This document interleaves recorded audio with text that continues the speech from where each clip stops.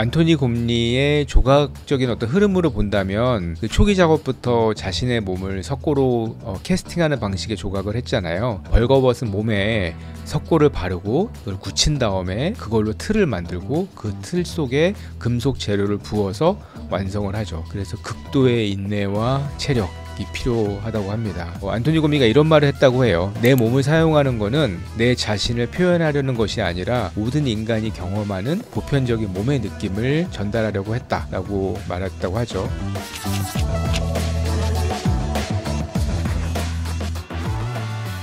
발팡제평 망설이는 아트러버들을 위한 전시 리뷰 토크. 이 전시 어때의 호스트를 맡은 널위한 문화예술 이지연입니다. 저희가 지난번 롬뮤익 전시를 시작으로 해서 좀 요즘에 주목받고 화제가 되고 있는 전시들을 미리 보고 라이문화재단 고원석 디렉터님을 모시고 좀 요목조목 살펴보는 콘텐츠를 만들고 있는데요. 오늘도 귀한 걸음 해주셨습니다. 선생님 안녕하세요. 안녕하세요, 이지연님. 저희가 이번에도 아주 뜨거운 전시를 보고 왔거든요. 오늘의 이 전시 어때는 강원도 뮤지엄 산에서 열리고 있는 안토니 곰리의 개인전 드로잉 온 스페이스인데요. 먼저 안토니 곰리는 영국을 대표하는 세계적인 현대조각의 거장이고 또 인간의 신체와 공간 사이의 관계를 탐구하는 조각가, 그러면서도 설치 공공미술의 작업을 하고 있는 작가인데요. 심지어 영국의 기사자기도 받았답니다. 굉장히 많은 타이틀과 또 이 밖에도 많은 상들을 받으면서 예술성을 인정받은 작가인데 이번에 국내에서는 안토니 곰리의 어떤 최대 규모로 열린다라고 해서 굉장히 많이 화제가 됐습니다. 또 화제가 되고 있는 다른 국제 중에 하나가 세계적인 건축가인 안도 타다오랑 협업을 해서 이번에 새로운 상설 전시관인 그라운드관을 이제 오픈하고 이제 공개하면서 대중들에게 좀 많은 이목을 끌고 있는데요. 화제가 되는 작가이기도 하고 무엇보다 그 그라운드라는 상설관이 오픈을 했기 때문에 상설관이 오픈하는 그 기회가 흔치는 않잖아요. 그리고 또 뮤지엄 산이라는 구조에서 하나의 파빌리온이 생긴다는 건 굉장히 큰일이기 때문에 특히 안토니 곰리가 직접 왔었죠. 그래서 기자간담회나 미디어에 많은 이목을 끌었던 것 같고요. 저는 첫 주말에 갔었는데 아주 많지도 않고 아주 적지도 않고 전시 보기에 쾌적할 정도의 사람 수가 있었던 것 같고 또 많은 분들이 또 전시장을 다니면서 또 이렇게 감상하고 있는 걸 봤습니다. 제가 찍어온 사진을 보면은 그 안토니 곰리에 둘러싸인 기자님들의 사진밖에 없어요. 아 정말 안토니 곰리가 세계적인 작가는 맞구나. 그리고 또 현대 조각의 거장이라고 어떤 불리는 그 위치에 있구나라는 게 그냥 단번에 이제 직감적으로 와닿았는데, 근데 사실 곰리가 이런 평가를 받는 이유가 궁금하기도 하거든요. 일반적인 조각 작품들과 또 어떤 점이 다른지 그런 부분들이 좀 궁금하더라고요. 안토니 곰리가 특이하게 이제 학부 때부터 그러니까 스튜디오 아트를 전공하기보다는 캠브리지 대학교에서 미술사, 또 인류학, 고고학 뭐 이런 걸 공부한 거예요. 또 대학을 졸업하고 1971년부터 74년까지 3년 정도를 인도와 스리랑카를 여행하면서 불교를 깊이 공부했다고 합니다. 그리고 시기를 생각해 보면 사실 1971년 또 리버럴한 어떤 사상을 가진 대학생들이 굉장히 많이 나왔던 시기이고, 이들이 어떤 서구 문명에 대한 비판적인 회의론, 특히 뭐 베트남 전쟁이라던가 이런 그 당시에 어떤 그런 암울한 그 세계적인 분위기 때문에 그 해답을 찾는 과정에서 불교에 심취하던 젊은 인텔리전트들이 굉장히 많이 있었어요. 저는 이제 안토니 곰리도 그 중에 한 명이었을 거라고 생각을 합니다. 불교에서 이야기하는 몸을 통한 존재의 탐구, 또 의식의 공간, 또 외부 공간과의 어떤 상호 연속성, 불교적인 어떤 개념들에 굉장히 깊이 매료가 되었다라고 하고요. 그래서 이러한 경험과 철학이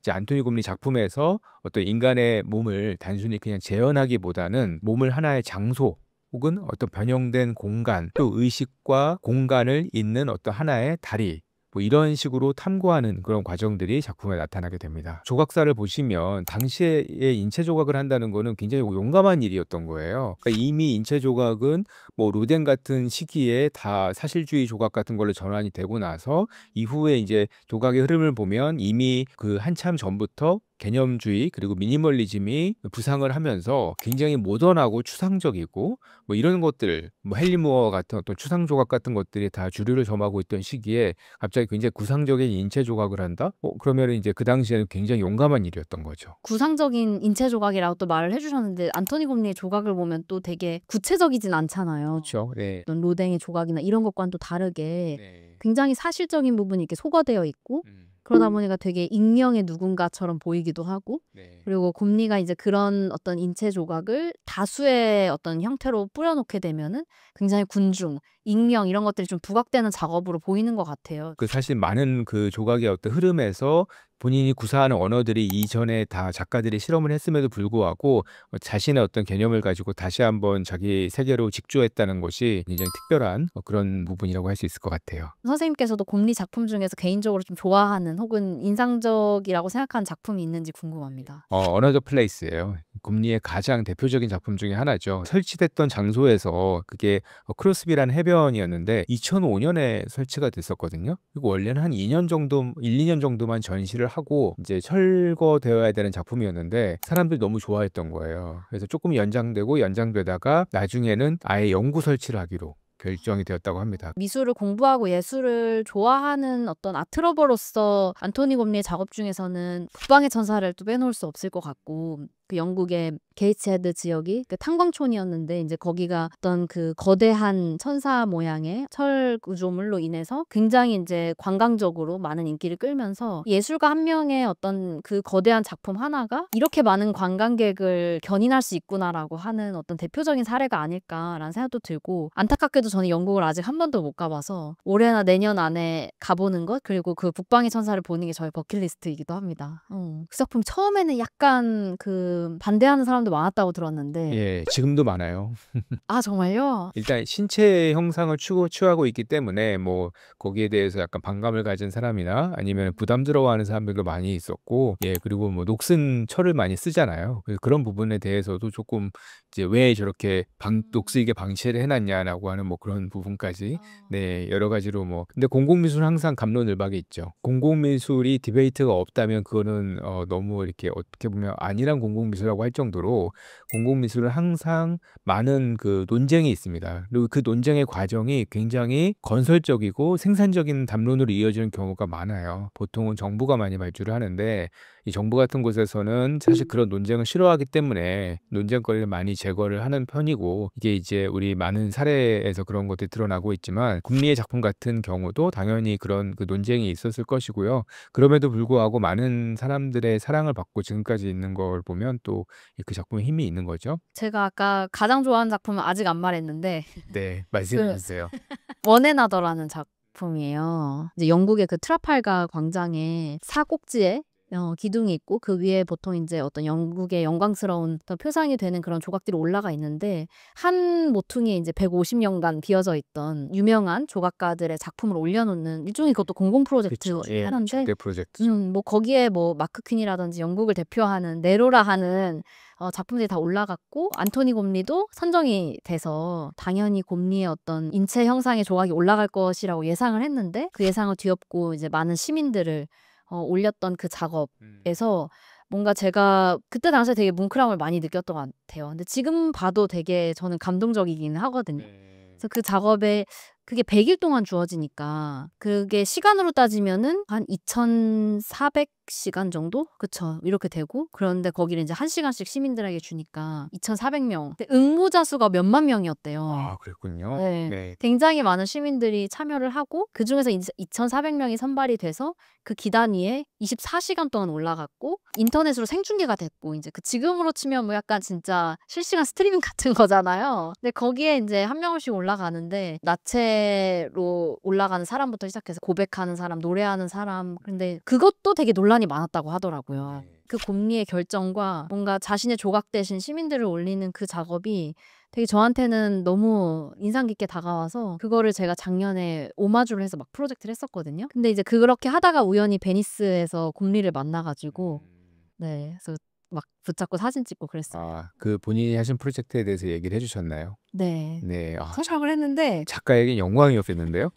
우리가 좀 돌아와서 이번 전시가 안토니 곰리 작품의 국내 전시 사상 가장 큰 규모다, 이렇게 얘기를 하는데, 좀 이게 규모나 구성면에서 특히 주목할 만한 점이 좀 있을까요? 일단 그라운드라는 상설관과 함께 오픈했다는 점이 특별한 것 같아요. 그러니까 그냥 단순히 안토니오 곰리의 작품들만 갖다 놓고 전시를 하는 것보다 정말 이렇게 한번 설치되면 영원히 지속되는 그 파빌리온이 건축되고 그 파빌리온을 안도 타다오라고 하는 건축계의 거장과 함께 설계해서 디자인해서 그렇게 만들어 놓고 거기에 이제 영구 설치된 7점의 조각 작품이 놓여 있다는 거, 이런 거를 보는 것과 함께 전시가 열렸기 때문에 그래서 이 전시가 좀 더 특별한 것 같습니다.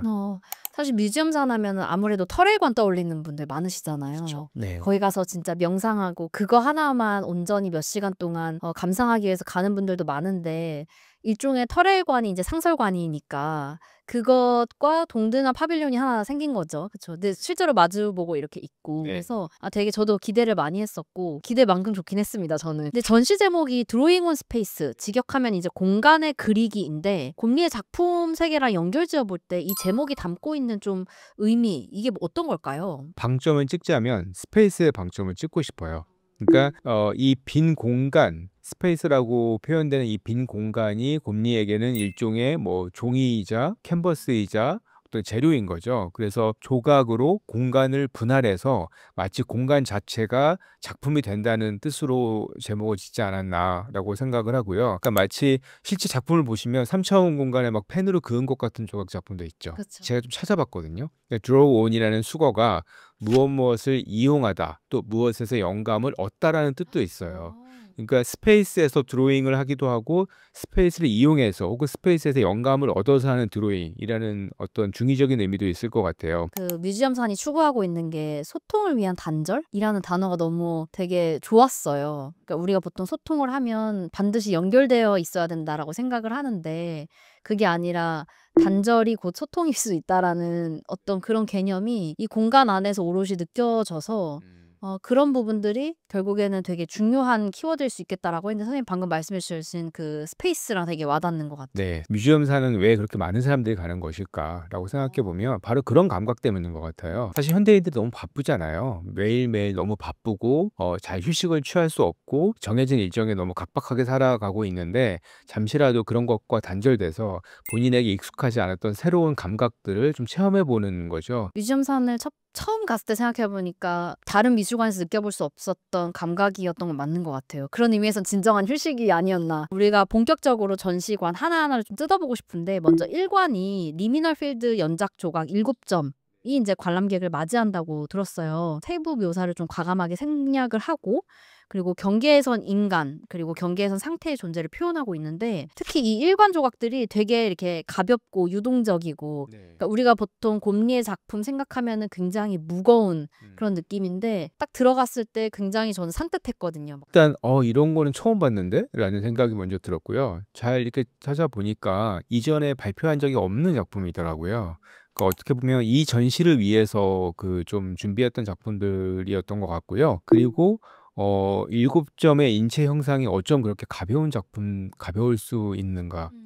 그 실제로 제가 큐레이터한테 한번 여쭤봤는데 작품 하나당 무게가 1.5kg에서 3kg 정도밖에 들 수 되지 있겠네요. 않는다고. 네, 아주 가볍게 들 수 있겠죠. 그리고 이제 그럼에도 불구하고 이 작품들이 그 잘 서 있죠. 구조를 역학적으로 잘 설계해서 그렇게 만들어 놓은 간단해 보이지만 사실 간단하지 않은 조각들이고 마치 그 선으로 그린 드로잉이 어떤 자유롭게 이렇게 기포가 돼서 막 날아다니다가 슬쩍 모여가지고 인간의 형상을 잠깐 동안 이룬 것 같은 뭐 그런 좀 가벼운 느낌도 있죠. 예. 그래서 저는 그 기포 단위로 축조된 어떤 인간의 모습이 좀 재밌었어요. 어떻게 보면 우리의 존재라는 것이 굉장히 어떻게 보면 그렇게 또 어느 순간 없어지고 나면 기억조차 되지 않는 뭐 그런 어떤 허무함 같은 것들 뭐 이런 것들이 보여지는 것 같기도 했고 또 이게 공간에 놓여 있지만 전혀 공간을 점유하고 있지 않죠. 그 사이가 뚫려서 다 이 맞은편이 다 투시되어 보이기도 하고 건너편에서 전시를 보고 있는 사람들도 같이 보이기도 하고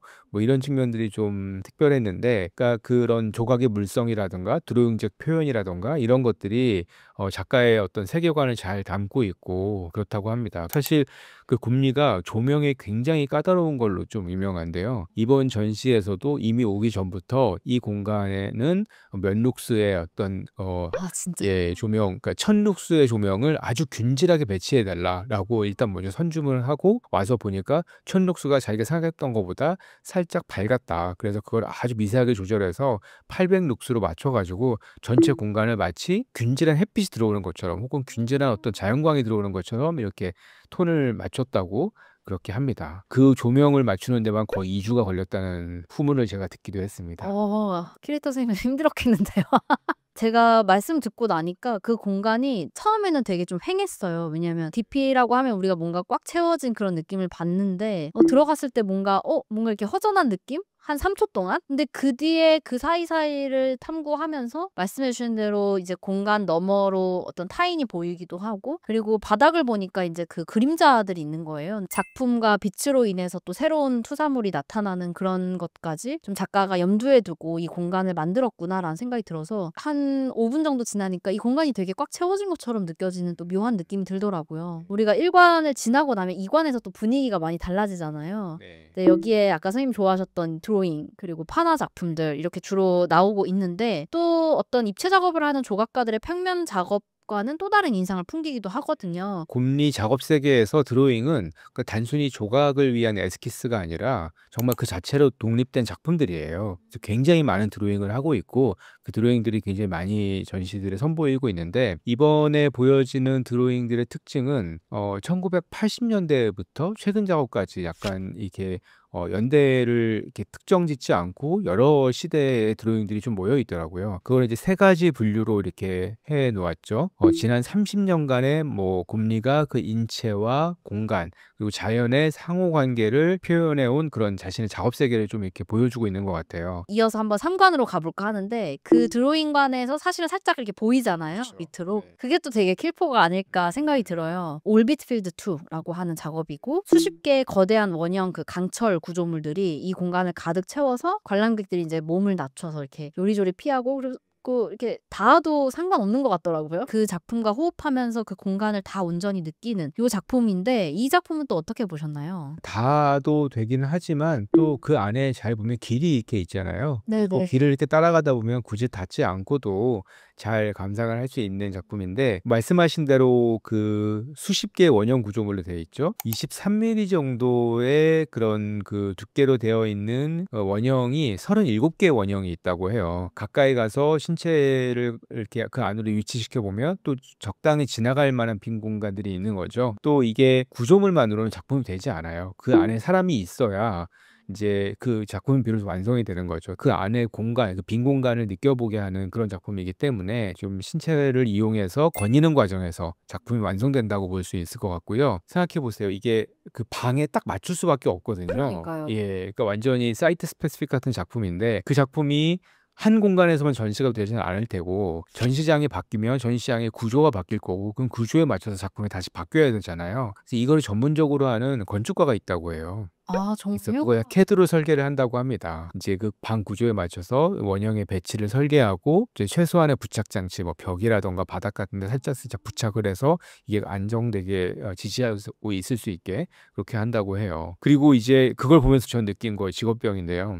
이걸 어떻게 다 운송을 했을까, 이 많은 것들을. 물론 분해해서 왔을 것이고 현장에서 조립을 했겠지만 그 물량이 상당했을 텐데라고 추측을 했었는데요. 이제 그 전시를 기획하신 분께 여쭤보니까 그 전체 작품의 운송을 선박으로 했다고 해요. 그래서 정말요? 비행기를 쓰지 않고요? 저 이제 여쭤봤더니 안토니 곰리가 어떤 최소한의 그 탄소 발자국을 남긴다는 신조 때문에 모든 작품을 다 배로 운송을 한다고 합니다. 사실 작가들이 배로 운송하는 걸 그렇게 좋아하지는 않거든요. 기간이 길어지고 기간이 길면 긴 만큼 파손의 어떤 염려도 있는 거고요. 또 그 유럽에서 한국에 오는 선박은 적도 부근을 지나게 되는데, 그때 그 화물선 같은 경우는 엄청난 고열의 상태로 오게 돼요. 그래서 훼손이 된다거나 이런 염려들도 좀 있거든요. 근데 곰리는 아주 특수하게 작품을 잘 보관할 수 있는 그런 어떤 그 목상자를 제작하고 그 안에 작품을 다 집어넣어서 배로만 운송을 하는 그런 방식을 채택하고 있다고 합니다. 전혀 몰랐던 사실이에요. 아니, 그 작업이 그 공간에 전 딱 맞춰진 커미션 작업인 줄 알았는데, 그게 만약에 이번 전시가 끝나면 그 설계에 의해서 다른 공간으로도 갈 수 있는 그런 작업인 거군요. 단순히 관람객이 이제 조각을 관람하는 것 이상으로 그 장소에 대해서 생각해보고, 그 장소 속에 놓인 나에 대해서 생각해보고, 그러면서 타인을 바라보고 하는 거에 있어서 정말 장소와 스페이스는 곰리의 작업에서 정말 중요하구나라는 생각이 다시 한번 들고요. 이제 많은 분들이 아마 기대하고 있는 상설관 그라운드인데, 안도 타다오가 설계한 공간에 둘이 협업의 일환으로 이제 어떻게 보면 조각과 함께 완성이 된 곳인데, 이 공간은 또 선생님은 어떻게 바라보셨는지 궁금합니다. 그라운드 상설관이 새로 오픈해서 화제인데요. 이 그라운드는 엄밀하게 말하면 그 안토니 곰리 개인전인 그 청조 갤러리에서 하고 있는 드로잉 온 스페이스와는 조금 다른 독립된 공간이죠. 그래서 그 드로잉 온 스페이스라는 전시는 일정 기간 후에 이제 문을 닫게 되지만 이 그라운드라는 상설관은 앞으로도 계속 남아서 이제 별도의 어떤 체험이 가능한 그런 형태로 있는 거고요.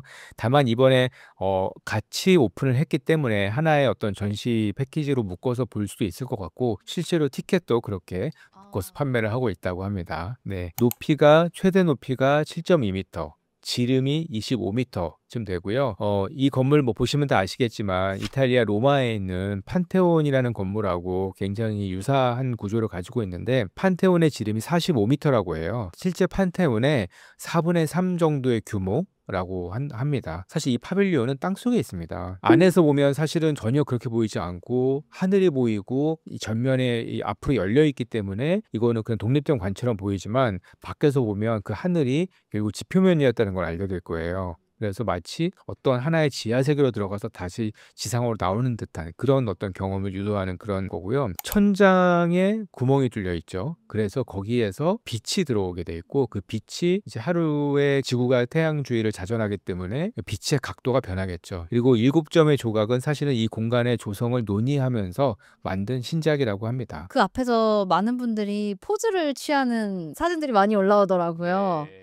이번에 또 흥미로웠던 점이 서로 다른 두 가지의 인체 조각을 함께 볼 수 있다라는 점인 것 같아요. 하나는 이제 무거운 철, 블록 쌓기 하듯이 만든 그 7개의 조각과 그다음에 이제 버블 형태의 인간인데 이 두 개가 서로 굉장히 무게도 달라 보이고 네. 또 당연히 뭐 질감이나 많은 것들이 이제 굉장히 상이하다 보니까 좀 이 각각의 형태가 어떤 것을 의미하는 것일까에 대한 궁금증도 있을 것 같더라고요.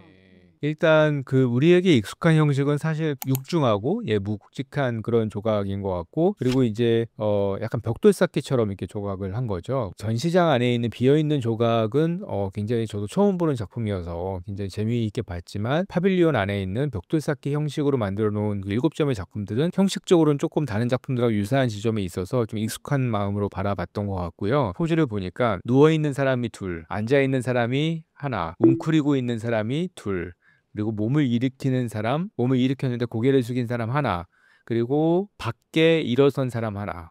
그래서 총 7점이 이렇게 배치가 되어 있거든요. 그래서 잘 이렇게 순서를 보니까 누워 있는 사람 혹은 땅속에 묻혀 있는 사람으로부터 일어나서 앉아 있고 웅크리고 다시 몸을 펴서 일어나서 밖으로 나가는 이런 흐름이 이렇게 연결이 되는 거예요. 존재가 스스로의 존재성을 자각하고 일어나서 결국은 동굴을 벗어나서 그 밖으로 나가는 세상을 향해 나가는 혹은 시간을 향해 나가는 그런 흐름을 보여주고 있는 건 아닐까 저는 이렇게 상상을 해봤습니다. 안도타다오 건축의 많은 부분들이 사실 지하에 있는 경우가 많거든요. 그래서 안도의 흔한 건축 언어이기도 하지만 사실 인간의 어떤 가장 초창기의 집의 형태예요. 신석기 시대 사람들은 어떻게 집을 지었냐면 일단 땅을 팠습니다. 외침으로부터 자기를 보호해야 되는데 자기를 보호할 만한 건축적인 재료를 그때는 구할 수 없었겠죠. 그러면 그 집에 우리가 들어가서 상상을 해보면 이 지하 깊은 곳에 이렇게 딱 앉아가지고 위를 보면 지붕과 벽 사이의 어느 틈에서 빛이 들어왔겠죠.